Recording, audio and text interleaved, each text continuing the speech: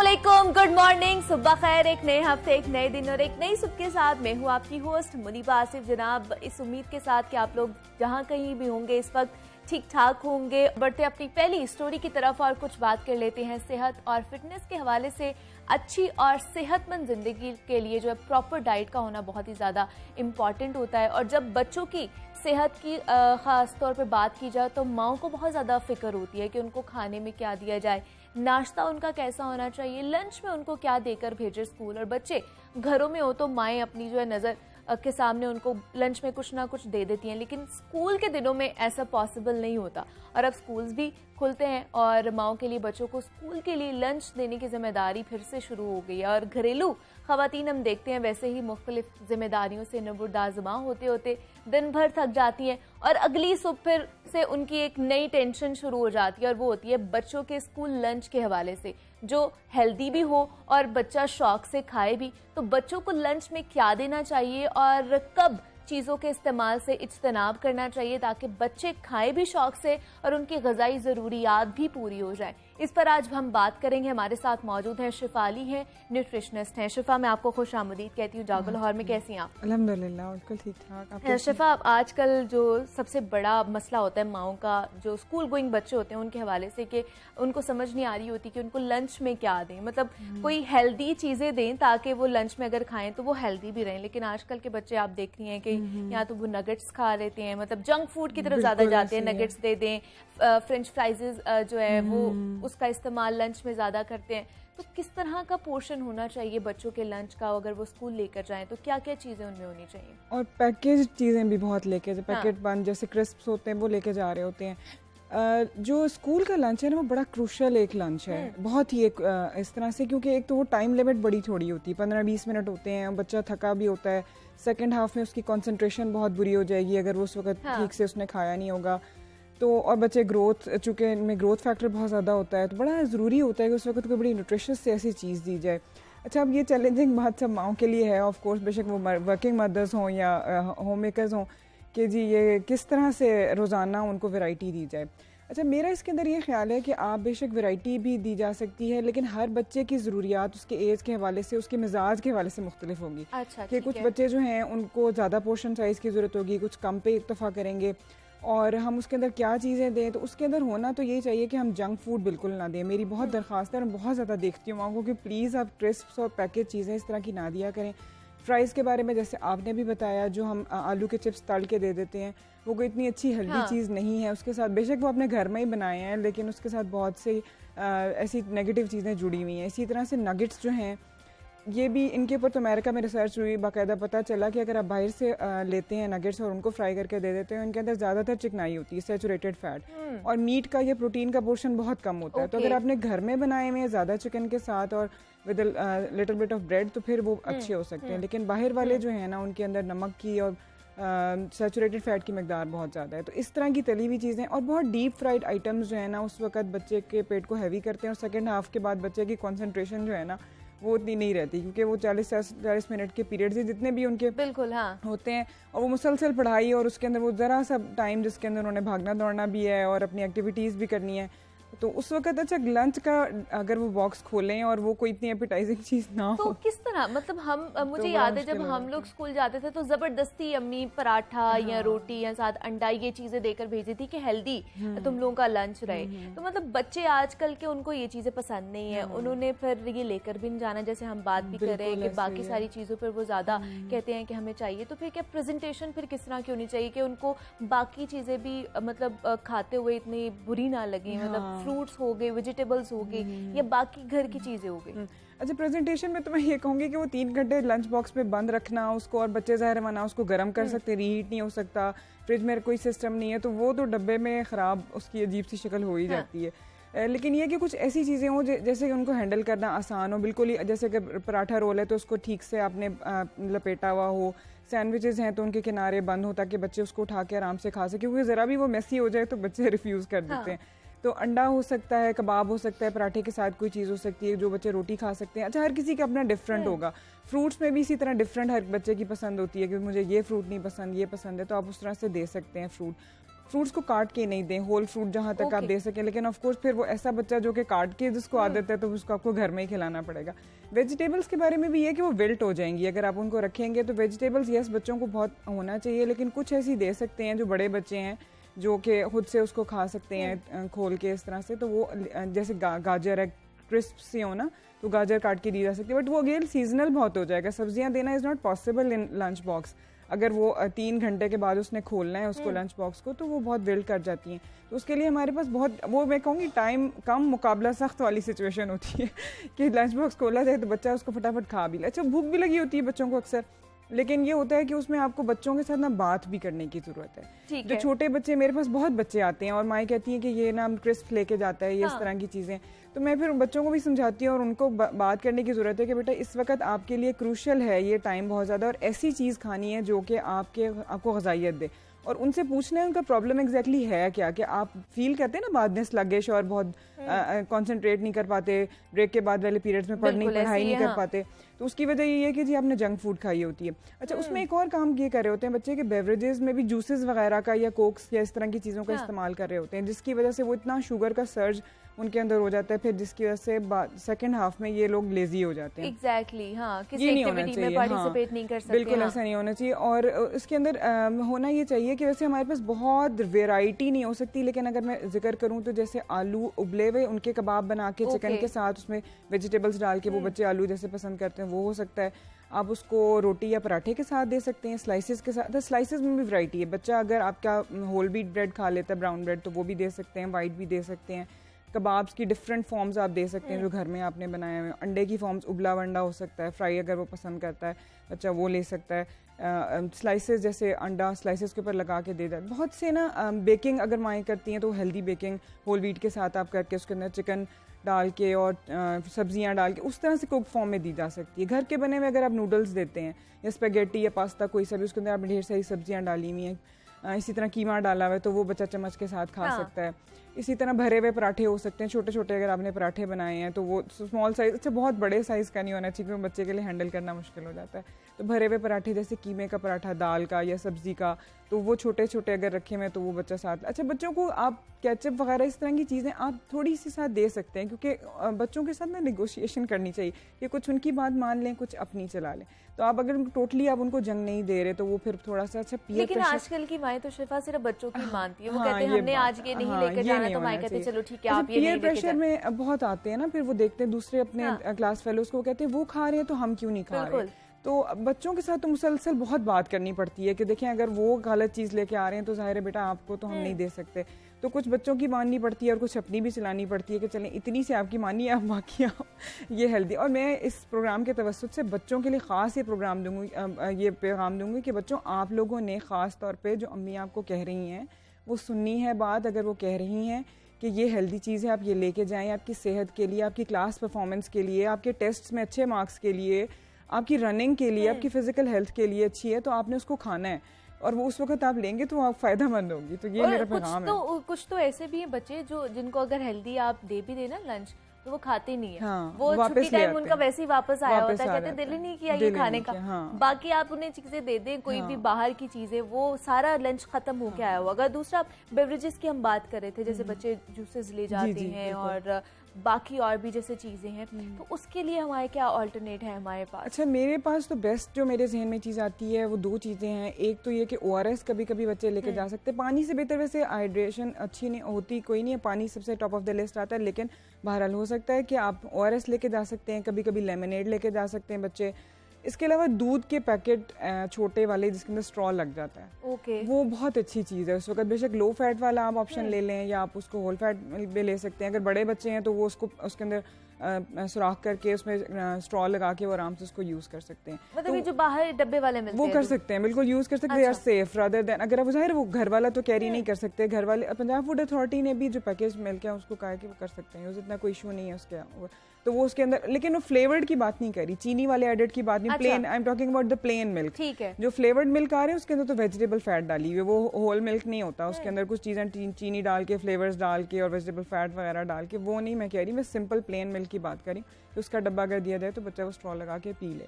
अच्छा, बच्चे के साथ वाकई फिर उसको समझाना पड़ता है कि बेटा ये आपके लिए, और घर से हैबिट्स डेवलप करनी पड़ती है। जो बच्चा बिल्कुल रिफ्यूज़ करता है ना कर रहा है लंच खाने से, उसके कहीं ना कहीं उसको कोई प्रॉब्लम है जो वो मम्मी की बात नहीं मान रहा। वो इतना क्यों है कि उसको नहीं एहसास हो रहा कि घर में माँ परेशान है कि बेटा आप ये लेके जा रहे हैं, आपकी हेल्थ के लिए ज़रूरी है, तो बच्चे से बात करने की ज़रूरत है कहीं ना कहीं कि वो क्यों लंच वापस लेके आ रहा है। ऐसा नहीं होना चाहिए, उसको खा लेना चाहिए। नहीं तो क्या आपको क्या लगता है, आपके पास बच्चे आते होंगे, क्या आपको बताते हैं क्या वजह होती है कि वो इस तरह वापस लेके आ जाते हैं? क्या उनकी क्लास में इस तरह का एनवायरनमेंट होता है कि वो उनको देख के कहते हैं कि मैंने ये नहीं खाना, मैंने वही खाना? हाँ, पीयर प्रेशर बहुत इंपॉर्टेंट उसके अंदर होता है। मैंने देखा है कि पीयर प्रेशर में वो कहते हैं कि जी हमारे जो फ्रेंड्स हैं वो भी तो ये खा रहे होते हैं, वो भी तो ऐसे कर रहे होते हैं, उसका बहुत इन्फ्लुएंस होता है। तो आप घर में जितना भी सिखा रहे हो वहाँ, तो उसमें ये होता है कि हफ्ते में एक बार या कभी एक दो बार आप उनको अलाउ करें कि वो कोई चीज़ वहाँ से लेके खा लें, या कोई भी ऐसी चीज वो जो करें। मतलब अब जैसे कैंटीन्स भी होती है स्कूल में, वहाँ पर भी जो है जंक फूड मिलता है, समोसे रोल वगैरह मिल जाते हैं। तो मतलब एक हफ्ते में अगर चार्ट बनाए हम बच्चों का, तो उनको कितने पोर्शन में हम जंक फूड जो है उनको अलाउ कर सकते हैं कि ये लोग खा लें? पहली चीज तो मैं ये बताऊंगी कि ऐसी चीजें जो हैं बाहर की, आप जो भी समोसे वगैरह वहाँ से लेके खा रहे हैं, उसके अंदर टाइफाइड का बहुत रिस्क है। और बहुत ही कॉमन सी चीज़ है कि बच्चे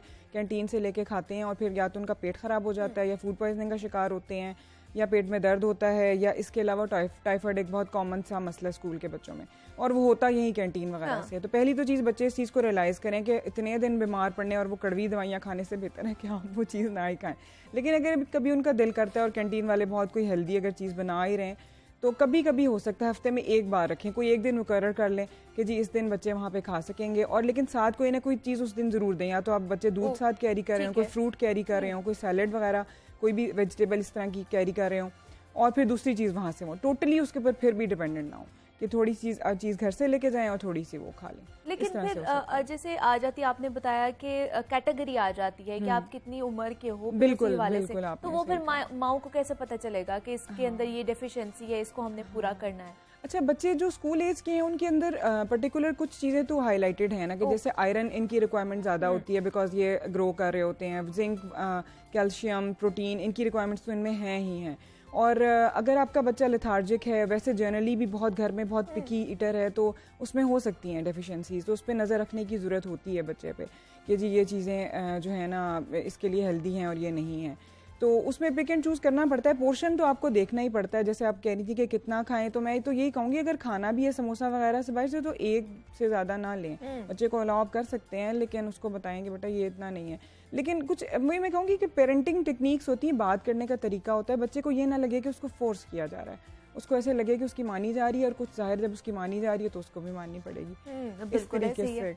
मतलब बच्चों के साथ निगोशिएशन करना बहुत ज्यादा जरूरी है। उनसे पूछें कि अच्छा ये है, और उनको बताइए कि ये आपके लिए नुकसानदेह है और ये आपके लिए कितना हेल्दी है। शफा अली हमारे साथ मौजूद थी, न्यूट्रिशनिस्ट हैं। शफा, बहुत शुक्रिया आप यहाँ पर आई और आपने वक्त दिया। और जिस तरह हम बात कर रहे थे बच्चों के खाने के हवाले से कि उनको कितना ज़रूरी है हेल्दी डाइट देना, तो एक इसी हवाले से एक नई तहकीक भी यही कहती है कि जो हम आपसे हमेशा कहते रहते हैं, लेकिन इस पर हम लोग अमल नहीं करते। और बरतानिया की यूनिवर्सिटी ऑफ केंट के मुताबिक फलों और सब्जियों का इस्तेमाल बढ़ाने और वर्जिश की आदत अपनाने से खुशी में इजाफा होता है, और भरपूर फ़वाइद के लिए ज़रूरी है कि फल सब्ज़ी खाने के साथ साथ हम लोग वर्जिश भी ज़रूर करें। और जो रिसर्चर्स हैं उनके मुताबिक वर्जिश सेल्फ कंट्रोल भी आप लोगों को सिखाती है, और जिससे खुद एतमादी भी बढ़ती है, और वर्जिश से दौरान खून बेहतर होता है, और मुसरत के ज़िम्मेदार हार्मोन जो हैं वो भी बढ़ते हैं। तो इसलिए हम भी आप लोगों को कहते रहते हैं, और हमारे जो एक्सपर्ट भी यहाँ पर आते हैं वो भी आप लोगों से बार बार यही दरख्वास्त करते हैं कि जनाब अपनी जो डाइट है उसको प्रॉपर लें, सब्जियों और फलों का इस्तेमाल जो है वो ज़्यादा से ज़्यादा करें, और साथ ही साथ वर्जिश भी आप लोगों ने लाजमी करनी है।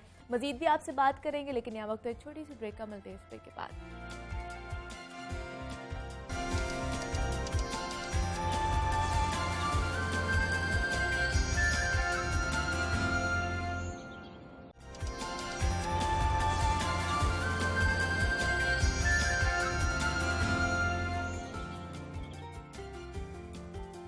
जागो लाहौर में आप लोगों को एक मरतबा फिर खुश आमदीद कहते हैं। सेगमेंट है ये हमारा आर्ट और आर्टिस्ट के हवाले से, और हम आपकी मुलाकात पाकिस्तान के ऐसे बासलाहियत फनकारों से करवाते हैं जो कुछ मुख्तलिफ और मुतासर कुन काम कर रहे होते हैं। और हर आर्टिस्ट की ये ख्वाहिश होती है कि वो ऐसा काम करे जो बाकी लोगों को पसंद भी आए और जो उनकी पहचान भी बने।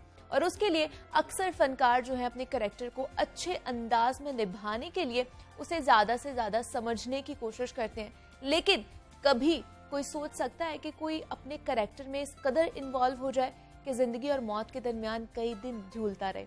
मौत को इतने करीब से देखने की किसी की ख्वाहिश नहीं हो सकती। लेकिन आज हम आपकी मुलाकात एक ऐसे नौजवान से करवाने जा रहे हैं जिन्होंने अपने बचपन के ख्यालात और सवालात को दस्तावेजी फिल्म की शक्ल में अक्सबंदी के लिए 75 रोज मुर्दा खाने में गुजारे हैं।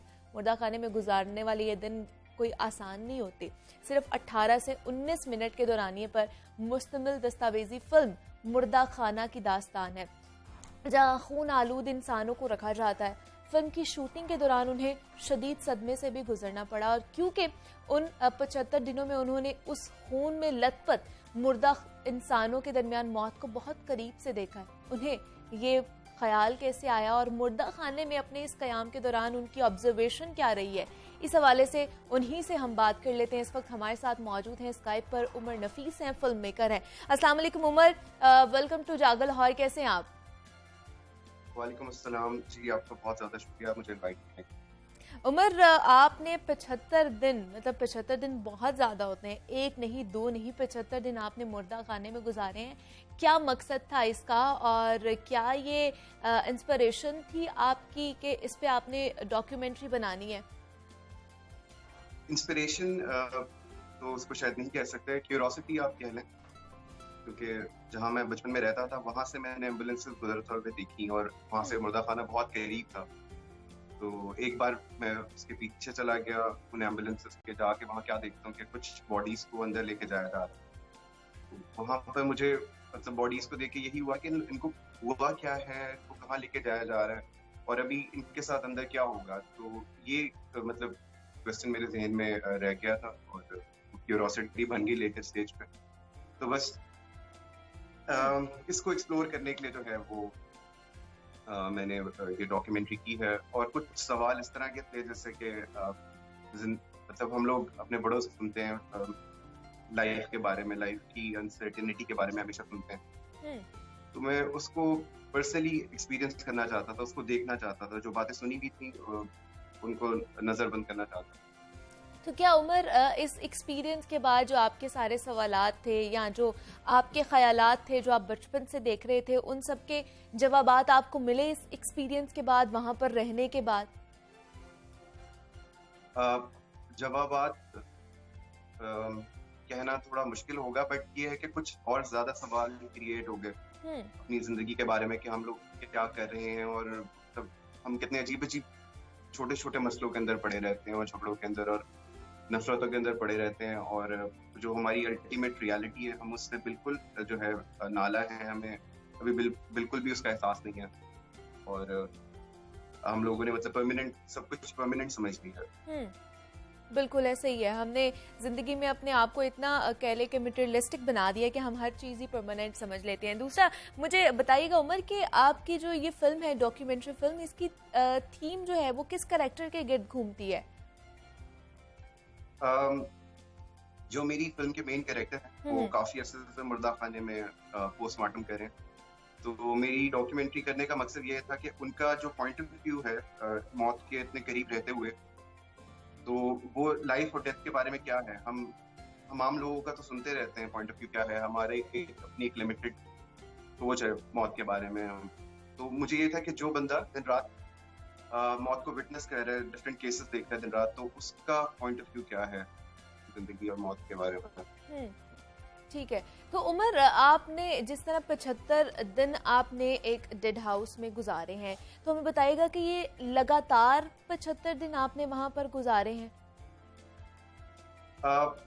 वैसे तो 6 महीने मैं वहां पर आता जाता रहा रेकी के लिए और वहाँ के एनवायरनमेंट से फेमिलियर होने के लिए। लेकिन जो मैंने फिल्मिंग की है मतलब वो मैंने तकरीबन लगातार 75 दिन की है, जो फिल्मिंग जब मेरा कैमरा रोल होता रहा। अच्छा, ठीक है। तो इसकी इजाजत आपको आसानी से मिल गई थी? नहीं, इजाजत तो खैर बहुत मुश्किल से मिली थी और बहुत सारा टाइम लगा था इसमें। तकरीबन मुझे 4 साल लग गए इजाजत लेने में, क्योंकि होता ये है कि नॉर्मली मेन स्ट्रीम मीडिया भी वहाँ पर आता जाता रहता है और वो लोग प्रमोशन की कोशिश करते हैं, तो ऐसा होता है कि ऐसी जगहों को थोड़ा सा एक्सप्लॉइट किया जाता है कुछ एजेंडा बेस्ड चीजों के लिए। तो इस वजह से हम जैसे जो फिल्म मेकर्स होते हैं या डॉक्यूमेंट्री फिल्म मेकर्स होते हैं, उनको थोड़ा सा प्रॉब्लम होता है उनको कन्विंस करने के लिए कि हम लोगों का कोई एजेंडा नहीं है, हम लोग अपनी पर्सनल एक एक्सपीरियंस के लिए या फिर एक एकेडमिक मकसद के लिए एक चीज को एक्सप्लोर करना चाह रहे हैं, बनाना चाह रहे हैं। तो ये थोड़ा सा मुश्किल था, परमिशन लेना बहुत टाइम लगता है।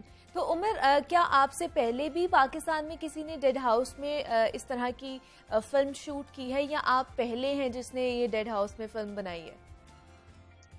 अच्छा, मैं बहुत ज्यादा लकी हूँ इस मामले में। मैं पहला बंदा हूँ जो जिसने डेड हाउस को इतना अब पर्सनल जाके एक्सप्लोर किया है। वैसे अगर मतलब मैं फर्स्ट ही हूँ। वैसे अगर किसी ने किया होगा तो शायद किसी मीडिया न्यूज चैनल वाले ने किया होगा, वो भी बाहर से। लेकिन आप अभी तक पहले हैं जिसने जाके इस तरह की डॉक्यूमेंट्री तैयार की है। तो उधर जाकर मुर्दा खाने में शूट करते हुए मतलब किस तरह की जो आपके साथ कोई एक्सपीरियंस ऐसा हुआ हो जो आप हमारे साथ शेयर करना चाहते हो, क्योंकि डर तो लगता होगा वहां पर। अच्छा, डर मुझे वहाँ बॉडीज से कभी नहीं लगा, बट मुझे डर जो एक अल्टीमेट रियलिटी है उससे मुझे बहुत डर लगता था कि एक दिन हम सबको लाइक इस तरीके से पड़े होने और हमें खत्म हो जाना है और हम लोग अपनी मर्जी से हाथ भी नहीं हिला सकेंगे। तो ये चीज थोड़ी सी ना मुझे डर लगता था इस चीज को देख के।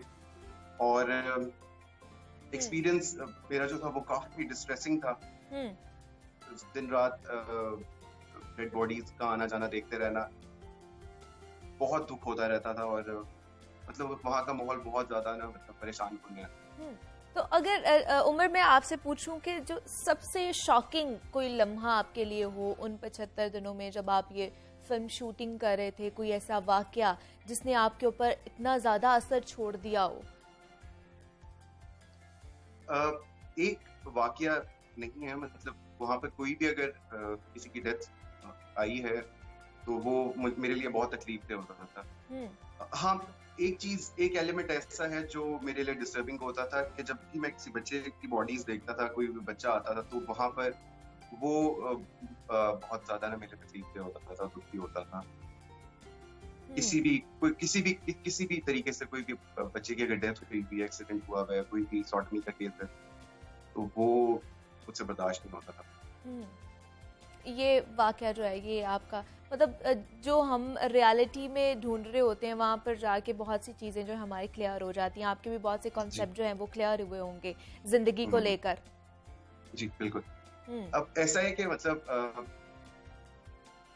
सब चीजें जो हैं वो टेम्परेरी हैं। बस एक ही ये बहुत सिंपल सी चीज है कि बस सब चीजें बहुत टेम्परेरी हैं और हमें बस एक दूसरे के तरीके से रहना चाहिए, कायदे से रहना चाहिए। कोई जरूरत नहीं है लड़ाई झगड़ों की और दिल में नफरत पालने की, कोई भी फायदा नहीं है। हम लोग एक टाइम एक ही स्टेज पे होंगे सब लोग, और कोई भी किसी से ऊपर नहीं है मतलब किसी भी मामले के अंदर ना। तो ये थोड़ा सा हम लोगों को इस चीज का ख्याल करना है कि जो हमारी लाइफ है हम इसको बड़े अच्छे तरीके से गुजारें, और जब हमारी एंडिंग हो तो मैं दुआ भी करता हूँ और होप भी करता हूँ कि ये हमारी एंडिंग है वो एक अच्छे नोट पे हो, ना कि हम किसी अनप्लेजेंट या किसी बुरे वाकये का शिकार होकर दुनिया से जाएं और हमें बाद में भी बुरे तरीके से याद किया जाए। बिल्कुल ऐसे ही है। बिल्कुल बिल्कुल। तो जब मुझे उमर थोड़ा सा एक्सपीरियंस बताइएगा, जब आप ये बनाने का सोच रहे थे, और बेशक आपके साथ और भी बहुत से आपके टीम मेंबर्स होंगे जिन्होंने आपके साथ ये काम किया होगा, तो उनके क्या ख्यालात थे जब आपने उनके साथ ये शेयर किया कि मुझे इस तरह की डॉक्यूमेंट्री बनानी है, वहाँ पे 75 दिन जाकर लगातार शूटिंग भी करनी है, तो वो कन्विंस हो गए थे आसानी से? अच्छा, मुझे मतलब बहुत ज्यादा टीम मेंबर्स को ले जाने की इजाजत नहीं थी वहाँ पे, लेकिन यह था कि मेरे 2 दोस्त हैं तो वो मुझे असिस्ट करते हैं। तो ये था कि जिस तरह के मेरे ख्यालात हैं, जिस तरह की मतलब जो चेंजेस मैंने फेस किए हैं, जो अल्टीमेट रियलिटी के बारे में मैं सोचता हूँ, उनका भी ख्याल उसी तरीके से हो गया था, और जिस तरह मैं डर रहा था वो भी उसी तरीके से डर रहे थे। मतलब एक झिझक होती है इस तरह के किसी अनयूजुअल टॉपिक पे काम करने के लिए, तो ये थोड़ा सा ऑड था हम सबके लिए पहली दफा इसको अटेम्प्ट करना। बिल्कुल। तो अब आपका मौत को लेकर और जिंदगी को लेकर क्या आपको डिफरेंस लगता है? डिफरेंस बस आई थिंक टेम्परेरी वाली बात जो है वही है कि सब कुछ टेम्परेरी है और हमें बस मतलब मौत जो है वो बहुत करीब है हम लोगों के, एक सेकंड बहुत ज्यादा है आई थिंक। तो आगे उमर एक लम्हा कोई दूर है। नए प्रोजेक्ट्स के बारे में हमें बताइए, कोई आगे है इस तरह के अनयूजुअल से प्रोजेक्ट्स पाइपलाइन में? अभी अच्छा रिसेंटली इस तरह का कोई अनयूजुअल प्रोजेक्ट तो नहीं है, अलबत्ता ये है कि अभी रिसेंटली मैंने एक इंटरनेशनल जर्मन ब्रॉडकास्टर के साथ 2 डॉक्यूमेंट्रीज की हैं जो कि खवातीन के हकूक के बारे में हैं और उनके लाइफस्टाइल के बारे में, तो वो सून इंशाल्लाह रिलीज होंगी, तो वो मैं शेयर करूंगा आप लोगों के सबसे। जरूर उसके जरूर। अलावा एक दो प्रोजेक्ट्स और हैं जो पाइपलाइन के अंदर हैं, तो वो भी सून में उनको भी रिलीज करने वाला हूँ। ठीक है जी, उमर नफीस हमारे साथ मौजूद थे। Umar thank you so much और बहुत अच्छा लगा आपसे बात करके, और आपके जो परसेप्शन है और जो नज़रिया है आपका इस फिल्म के बाद चेंज हुआ, आपने वो हमारे साथ शेयर किया है। डेड हाउस फिल्म मेकर हैं और इन्होंने ये मूवी बनाई है मुर्दा खाने पर। 75 रोज़ ये वहाँ पर शूटिंग के लिए गए हैं और वहाँ पर इन्होंने जो मौत है उसको बहुत ही करीब से देखा है। उस हवाले से उन्होंने हमारे साथ कुछ चीज़ें शेयर की हैं। Thank you so much Umar. Majid भी आपसे बात करेंगे, लेकिन यहाँ वक्त पर एक छोटी सी ब्रेक का, मिलते हैं इस ब्रेक के बाद।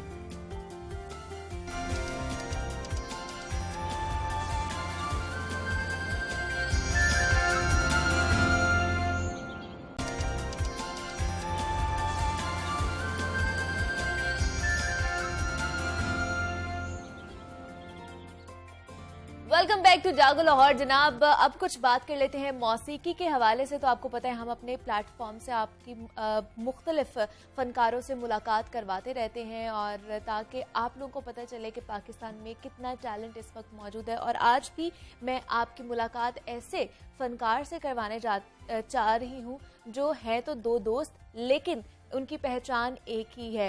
हसन और रोशान के नाम से वो पहचाने जाते हैं। लक्स स्टाइल अवार्ड में नामजदगी भी वो हासिल कर चुके हैं और अपना ये जो सिंगिंग का करियर है वो अपने बहुत ही आगे लेकर जा रहे हैं और पाकिस्तान का नाम भी रोशन कर रहे हैं, और बहुत ज़्यादा बासलाहियत फ़नकार भी हैं। तो इस वक्त हमारे साथ मौजूद हैं रोशान है, और उनसे जानते हैं उनके करियर के बारे में और आगे वो क्या करने वाले हैं। रोशान, मैं आपको खुश आमदीद कहती हूँ जागो लाहौर में। कैसे हैं आप? थैंक यू, मैं बिल्कुल ठीक। रोशान, अगर इस करियर के बारे में आपका पूछा जाए तो कब से स्टार्ट किया आपने? शौक था या इसको क्या कह सकते हैं, किस तरह आपने स्टार्ट किया?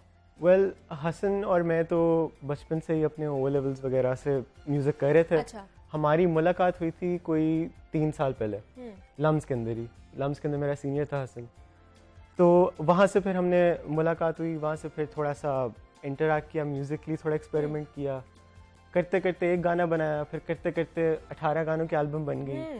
तो one thing led to another, अब 3 साल हो गए हमें काम करते हुए। और मतलब एक शौक से अब वो प्रोफेशनलिज्म में आ गया? हाँ, वो बस शौक के अंदर एक्सपेरिमेंट करता रहा, करते करते वो उसका रिजल्ट्स आते रहे। हमने भी कुछ आगे से फिर उसको किया नहीं क्वेश्चन, करते रहे, लगे रहे उसके अंदर। तो आप लोगों को रोशान लाइफस्टाइल अवार्ड में भी नामजदगी हासिल हुई, तो वो जब पता चला तो क्या एहसासात थे आपके, क्या फीलिंग्स थी आप दोनों की?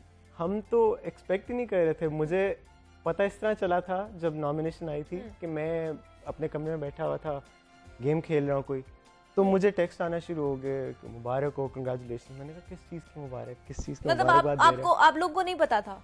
हमें नहीं पता था, मुझे पता ही इस तरह चला था कि मेरे दोस्त मुझे मुबारकबाद दे रहे थे, तो पता चला कि नॉमिनेशन आ गई है। तो एकदम से, क्योंकि हम एक्सपेक्ट नहीं कर रहे थे, तो एकदम से ही वो ना जो उस वक्त मूड उस वक्त अपलिफ्ट हो गया था, तो मैं बता नहीं सकता। मतलब वो इतनी अच्छी वो कह सकते हैं कि फीलिंग्स थी कि एक्सपेक्ट किया ही नहीं था, लेकिन वो आप लोगों ने वही ना, आपके काम से पहचाने जा रहे हैं आप, बिल्कुल ऐसे ही। इतना अच्छा जो म्यूजिक आप प्रोड्यूस कर रहे हैं। दूसरा मुझे बताइएगा म्यूजिक का आपका जॉनरा क्या है, किस तरह का म्यूजिक ज्यादा आप लोग गा रहे हैं? हमारा जॉनरा बेसिकली है सब कॉन्टिनेंटल, लेकिन इलेक्ट्रॉनिक एलिमेंट्स तो कंटेम्प्रेरी सब कॉन्टिनेंटल है। अच्छा। तो हम पुराने जो हमारे जो पाकिस्तानी इंस्ट्रूमेंट्स हैं, जो हमारे सारे अकूस्टिक, हम उसको एक नए अंदाज के अंदर, एक नई साउंड के अंदर उनको करते हैं। पुरानी मेलोडीज जो हैं उनको नए अंदाज में प्रेजेंट करते हैं, कुछ क्या कहते हैं, और इन्फ्लुएंसेस भी हमारी जो हैं लिरिकल, वो भी सारी इस तरह है, रूमी और शम्स और सारी। सीखा प्रॉपर कहाँ से सीखा है आपने? खुद ही सीखा है, खुद ही? मतलब कोई टीचर नहीं है आपका? टीचर मेरे 2010 के अंदर थे 1 साल के लिए, उन्होंने मुझे बेसिक सिखाए थे म्यूजिक के। अच्छा। कीबोर्ड के ऊपर।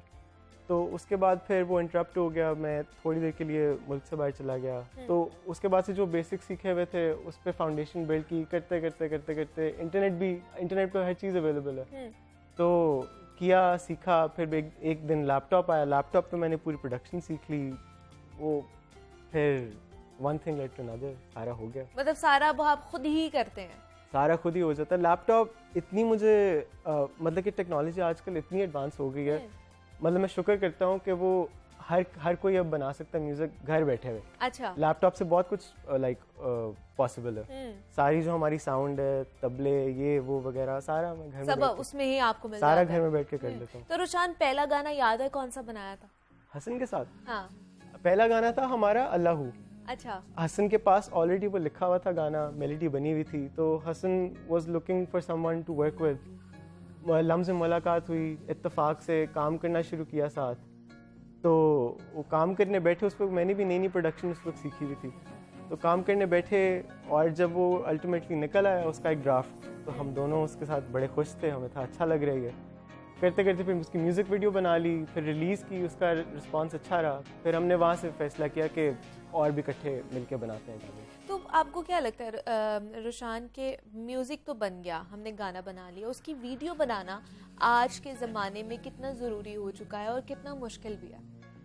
वीडियो आई थिंक काफ़ी ज़रूरी है। अच्छा। बिकॉज उससे ब्रांड बिल्डिंग होती है, उससे आप, मुझे ये लगता है कि जो भी गाना है ना, जो भी चीज़ है आर्टिस्टिक, वो आपकी इमेजिनेशन के अंदर अल्टीमेटली आप उसे इंजॉय करते हो। तो वीडियो जो है वो आपकी इमेजिनेशन को एड करती है, आपकी इमेजिनेशन एक्सपैंड करेगी, तो वो आई थिंक काफ़ी ज़रूरी होती है। और मुश्किल है, शुरू में मुश्किल होता है, बाद में आके आप मतलब बाकी एंटिटीज़ के साथ, ऑर्गेनाइजेशंस होती हैं, आप उनके साथ कोलैबोरेट कर सकते हो। हमने जो रिसेंटली तलाश किया था, अच्छा, वो हमने पंजाब गवर्नमेंट के साथ कोलैबोरेट करके कर लिया। गाना अपना था, उनके साथ कोलैबोरेट करके वो बना लिया। ठीक है। तो आगे जाके चीज़ें आसान हो जाती हैं। फेवरेट कौन है आपका सिंगर, अगर पाकिस्तान में बात की जाए तो? पाकिस्तान में? हाँ। पाकिस्तान में मैंने वाइटल साइंस, नाजिया हसन, मैंने ये पुराने वाले बड़े सुने हैं। नए के अंदर आजकल अब नए बहुत आ रहे हैं म्यूजिशियंस। अब्दुल्ला सिद्दीकी मुझे काफ़ी पसंद है। अच्छा। और ये तलाल कुरैशी, और ये एक नया हिप हॉप सीन आ रहा है पाकिस्तान के अंदर, वो मुझे बड़ा अच्छा लगता है देखते हुए। तो Natasha Noorani, Zara Paracha, these are all new artist. तो क्या आपको लगता है कि यहाँ पर रुशान, पाकिस्तान में टैलेंट बहुत ज़्यादा है और बहुत ज़्यादा उभर कर भी आ रहा है बाहर हमारे सामने, लेकिन आपको लगता है कि प्लेटफॉर्म्स है यहाँ पर जहाँ पर वो टैलेंट जाके अपने स्किल्स को है उनको पॉलिश करे और वो आगे बढ़े? मुझे लगता है कि प्लेटफॉर्म्स तब बनते हैं जब वहाँ पे कोई इकोनॉमिक गेन आना शुरू हो जाए। तो मैं ये देख रहा हूँ कि जो म्यूज़िक इंडस्ट्री है ना, वो आहिस्ता आहिस्ता जाके और ज़्यादा इकोनॉमिकली फीजिबल बनती जाएगी। ऑर्गेनाइजेशंस अभी बन रही हैं, लेबल्स इस तरह के बन रहे हैं जो कि आर्टिस्ट में इन्वेस्ट कर रहे हैं। हाँ। और ज़्यादा देखने को मिल रहा है, आर्टिस्ट भी नए आ रहे हैं। ठीक है। तो प्लेटफॉर्म्स, मुझे लगता है कि अभी पिछले 10 साल जो थे ना, उनके अंदर कमी थी प्लेटफॉर्म्स में, अब आके बनना शुरू हो रहा है काफी। अच्छा, और ठीक है। अगले 5 सालों में इंशाल्लाह आप देखेंगे बहुत सारा म्यूजिक निकल रहा है, बहुत सारा पाकिस्तान में। म्यूजिक हाँ। निकल आएगा। और इसी तरह जिस तरह रुशान आज हमें बता रहे थे अपनी जर्नी के हवाले से, इसी तरह ये और भी आगे बढ़ते जाएंगे और पाकिस्तान का नाम रोशन करते जाएंगे। Rushan, thank you so much for your time. Thank you आप for यहाँ having पर आए हैं, मजीद भी आपसे बात करेंगे। यहाँ वक्त एक छोटी सी ब्रेक का मिलता है, इस ब्रेक के बाद।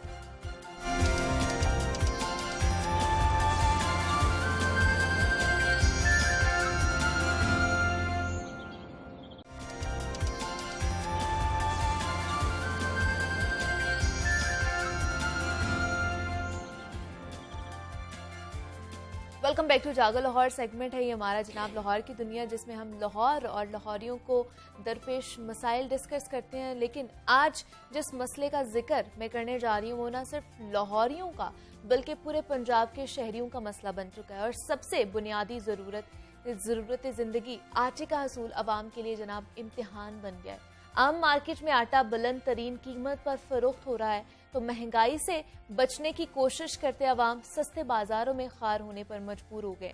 सस्ते बाजारों में 10 किलो आटे का थैला 430 रुपए में दस्तयाब है, लेकिन उसका हसूल इतना ही मुश्किल कर दिया गया है। एक फर्द के लिए सिर्फ एक थैला आटा और उसके लिए भी शनाख्ती कार्ड लाजमी करार दे दिया गया है। अगर ओपन मार्केट की बात की जाए तो गुज़श्ता चंद हफ्तों से आम मार्केट में आटे के जो नर्ख हैं वो मुसलसल बढ़ते जा रहे हैं और मार्केट में 10 किलो आटा 620 रुपए का हो चुका है। आटे का बहरान क्यों संगीन होता जा रहा है? फ्लोर मिल्स मालिकान क्यों अवाम पर जुल्म कर रहे हैं?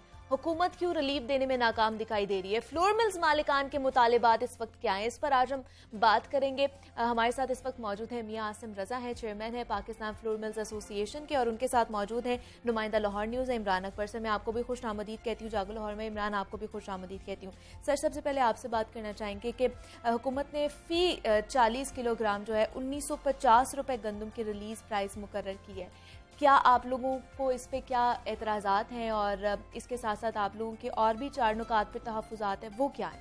देखिए, बात यह है कि जो इस टाइम पे हुकूमत ने 1950 किया उस पर तो हमारा एतराज़ नहीं है। ठीक है, वो तो हुकूमत की मर्ज़ी है आवाम को सस्ता आटा देना है या महंगा देना है। हमारा एतराज़ या जो हमारी सेटलमेंट ऑलरेडी ग्राइंडिंग चार्जेस की थी, इस दफ़ा रेट सेटल करते हुए हमें ऑन बोर्ड भी नहीं रखा गया और ग्राइंडिंग चार्जेस जो उनसे हैं हमारे वो नहीं दिए गए। जिस तरह सहूलत बाज़ार आज से 3 या 4 महीने पहले जब स्टार्ट हुआ जी, तो उस टाइम पे एक रेट्स के हवाले से नेगोशिएशन या जो एक ग्राइंडेड एलिमेंट सारे सेटल्ड थे उन पे डिस्कशन हुई और उस पे रेट बना 1530 के हिसाब से 430 रुपये। ठीक है।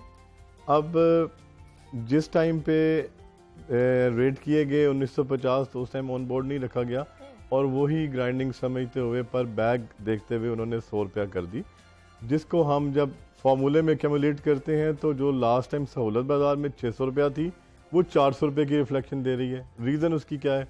रीज़न ये है कि चोकर 32 रुपये स्टिल है। अब अगर गंदम आपकी 38 रुपये है तो 32 या 33 वाली का 5 रुपये का डिफरेंस आएगा पर केजी निकालते हुए लॉस का।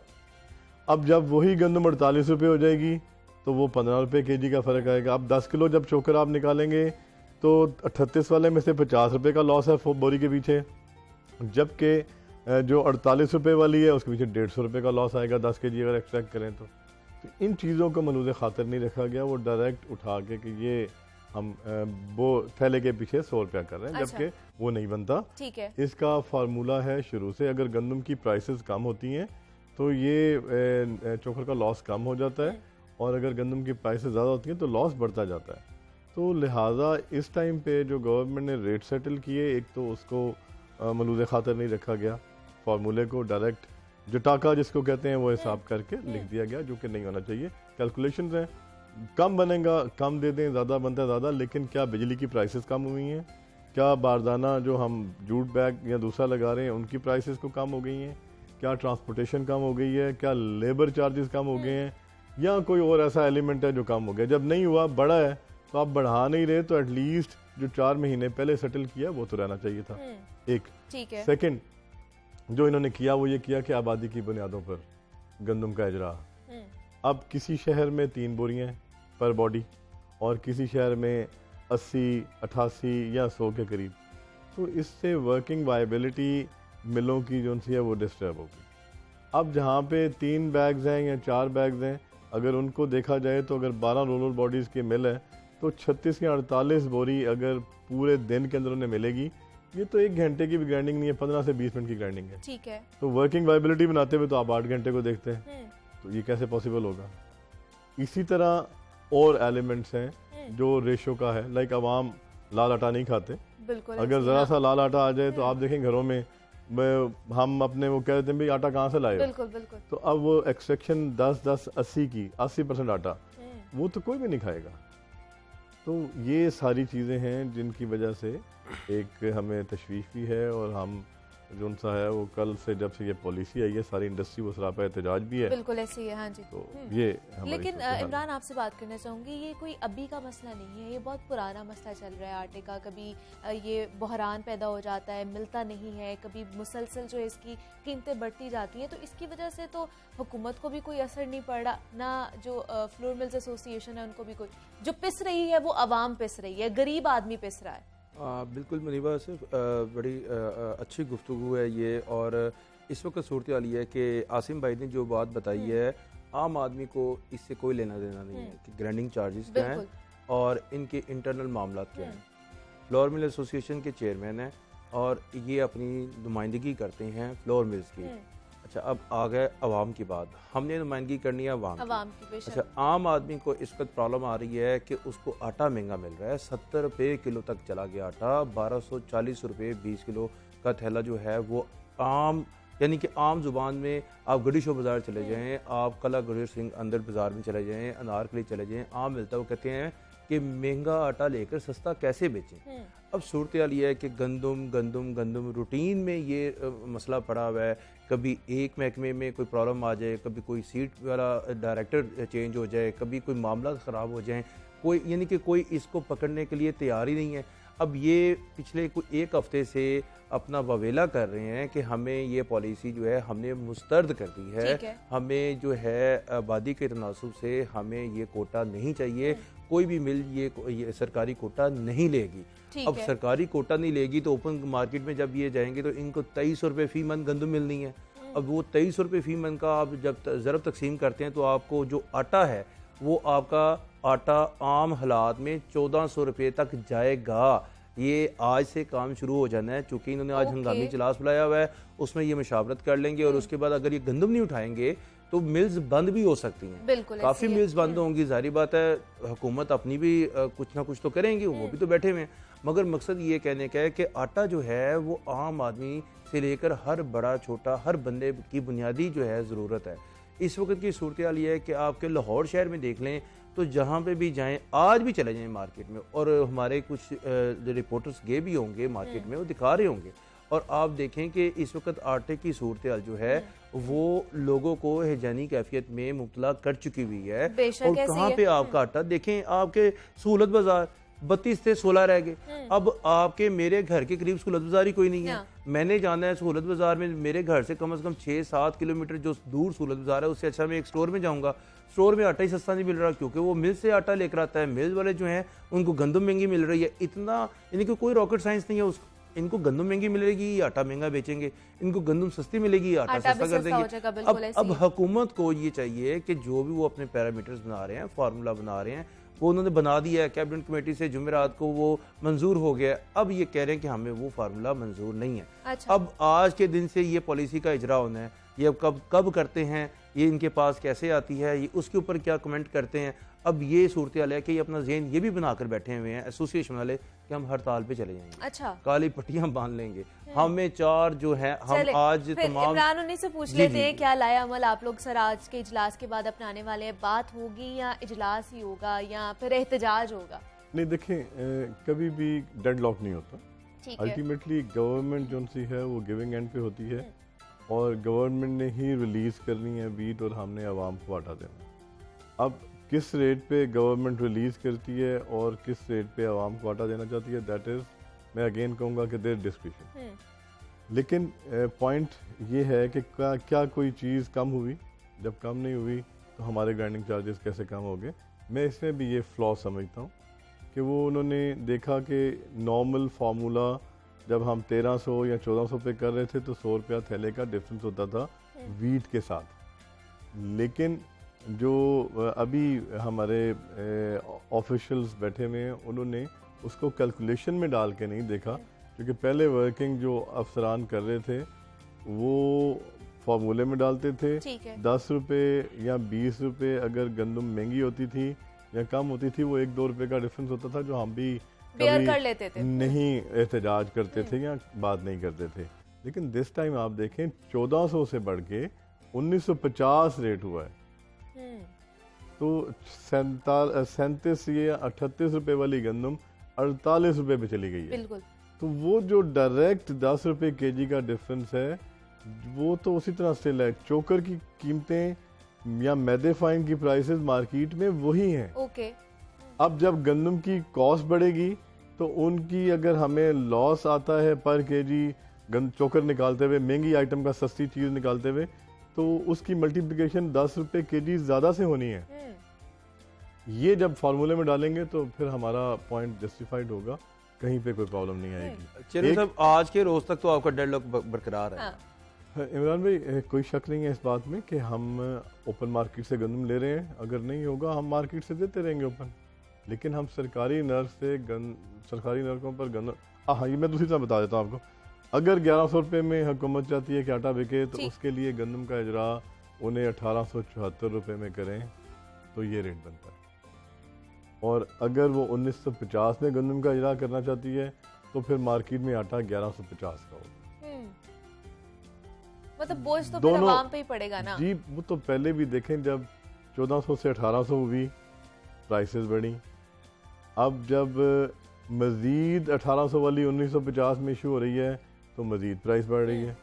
ये तो एक अलग एलिमेंट है, लेकिन इसके साथ साथ अगर मज़ीद इसको ना देखा गया और 1950 वाला ही गंदम की कीमत रही तो फिर 1150 में आटा मिलेगा। देखिए मुनीबा, आपकी आटा महंगा होने से मार्केट में इतनी फ्लक्चुएशन होगी कि आपकी रोटी महंगी होगी। बिल्कुल ऐसे ही, आगे रोटी वाले बाहर आए हुए हैं, नान भाई एसोसिएशन वाले बाहर आए हुए हैं, और वो इनको देख रहे हैं कि अगर ये आटा सस्ता ना हुआ तो आपकी रोटी जो है वो 10 रुपए, हालांकि उसका नोटिफिकेशन, सरकारी नोटिफिकेशन 8 रुपए है, मगर अभी भी मार्केट में 10 रुपए बिक रही है। अगर ना हुआ तो ये रोटी 12 रुपए जाएगी और आपका नान 15 से 18 रुपए चला जाएगा। अब देखें इसमें क्या हो रहा है, 50 पैसे भी सरकारी तौर पे बढ़े ना तो आपका देखें 8 रुपए की रोटी है ना तो 10 रुपए की बिक रही है। वो इसलिए कि वो कहते हैं जी आपकी गैस की कभी कीमत बढ़ जाती है, हमें हर तरफ से ना मार ही पड़ती है। ठीक है, वो भी कहते हैं हम तनख्वाहें कहाँ से दें, सस्ता आटा होगा तो सस्ती रोटी बेचेंगे ना।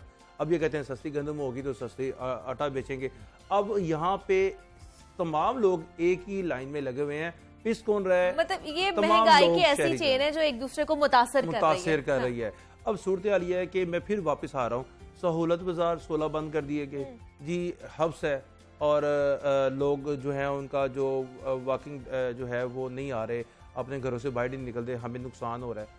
आटा तो ले रहे थे ना, चाहे सब्जियां फल नहीं ले रहे थे जुलाई के महीने में, अगस्त के महीने में, तो अब तो सितंबर आ गया, मौसम खुल रहा है, उसका इनको दोबारा से सहूलत बाजार जो है वो फाल करने चाहिए ताकि कम से कम लोगों को 860 रुपये वाला थैला जो है वो तो मिले ना। बाकी जो इनका एक सिस्टम है वो चलता रहेगा। देखें आपके मुल्क में इस वक्त सूरत हाल ये है कि आपके पास गंदम के वाफर तरीन ज़खायर हैं, 40 लाख मेट्रिक टन इतने ज़खायर हैं कि आपकी ये गंदम अप्रैल तक 2022 के अप्रैल तक चलनी है और नई गंदम जो है वो नई फसल आ जानी है उस दरमियान में। अब जब आप इस लाइन में चलेंगे तो वो चीज़ें खुद ब खुद सेट हो जाएंगी।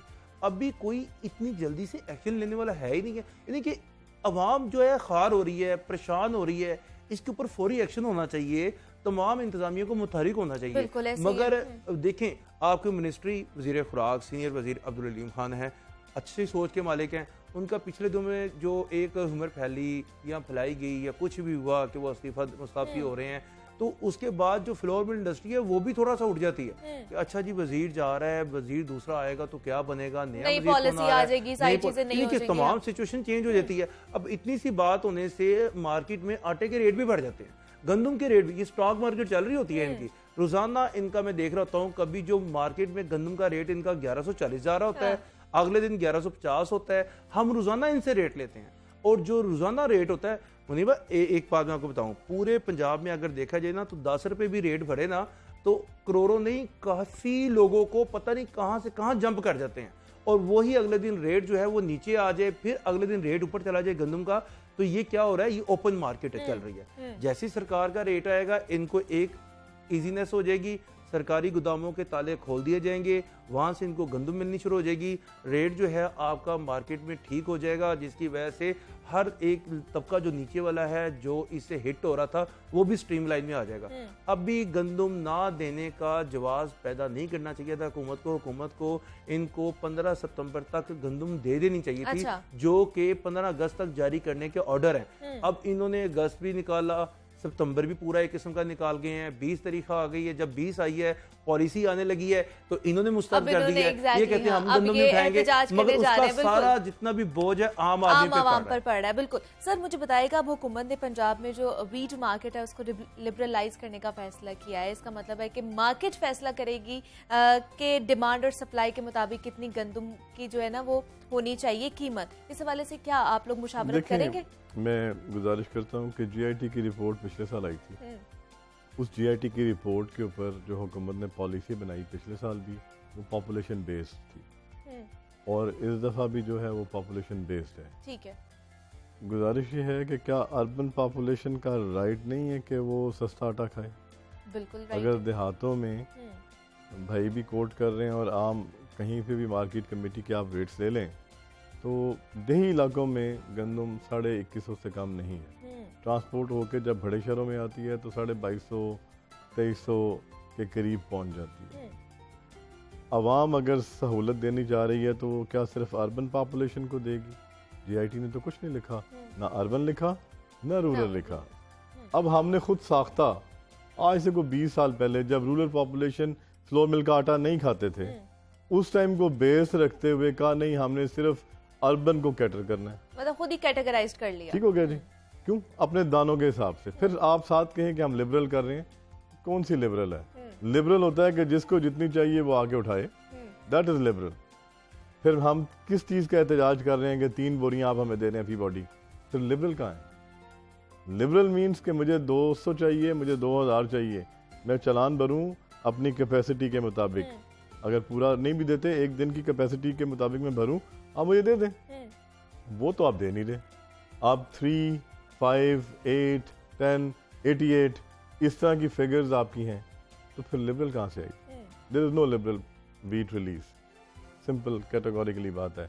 आप 16,200 इशू कर रहे हैं, आज के दिन आपकी 20,000 टन की ज़रूरत है, तो आप उसको मोल्ड और या फोल्ड इसीलिए कर रहे हैं कि आप ये लिमिटेड वीट रिलीज कर रहे हैं और नाम आप लिबरल का दें। This is not justified. तो सर आप ही हमें बता दें मतलब कि किस तरह फिर हम जो वीट की प्राइसेस है उसको सस्टेनेबल बना सकते हैं कि एक ही प्राइस रहे, इससे ना तजावुज करे और ना ही इससे नीचे जाए। Very easy. देखें गंदम में ओपन में मार्केट में गंदम थोड़ी रह गई है क्योंकि अप्रैल में आई थी, चलते चलते अब कम है।